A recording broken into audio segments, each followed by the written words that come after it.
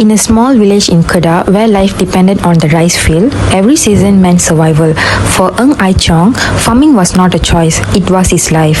He was a simple farmer, honest, hardworking, and full of hope. Hello, this is your land. I want to rent your paddy land. Yes, this is my land. You can farm it without worry for 6 years. 6 years? That's me security for my family. Yes, pay us the annual rent of $250. I will pay 6 years rent in advance, which is $1,500. Sure, that's what you want. I'll make it happen. Here comes the money. Here we go. Money talk. Here comes the money. This is all I have. But I trust you. Whoa. Here, we can sign the agreement.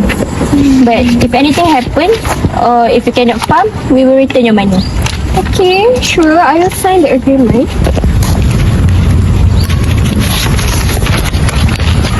I trust you. Trust was sealed, or so he believed. Sir, we're ready to plan.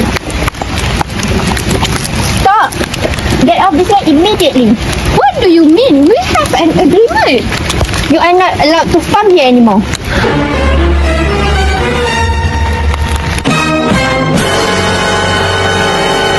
Hello, you promised if I cannot farm, you will return my money. Sorry, the agreement means nothing now. But that money was my future. Ku menangis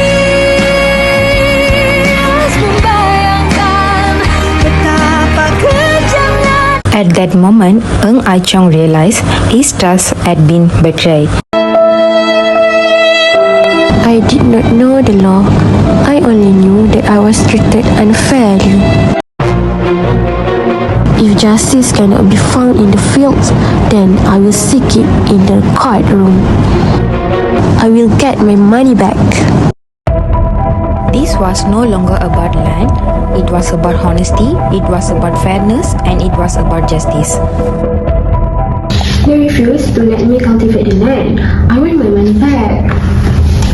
The agreement states that if you are prevented from cultivating, the money must be returned. We file a claim to recover your $1,500. Okay.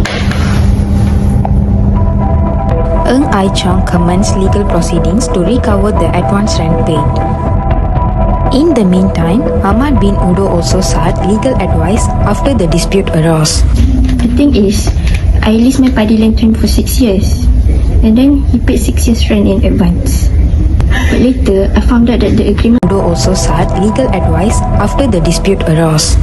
The thing is, I leased my paddy land to him for 6 years. And then he paid 6 years rent in advance.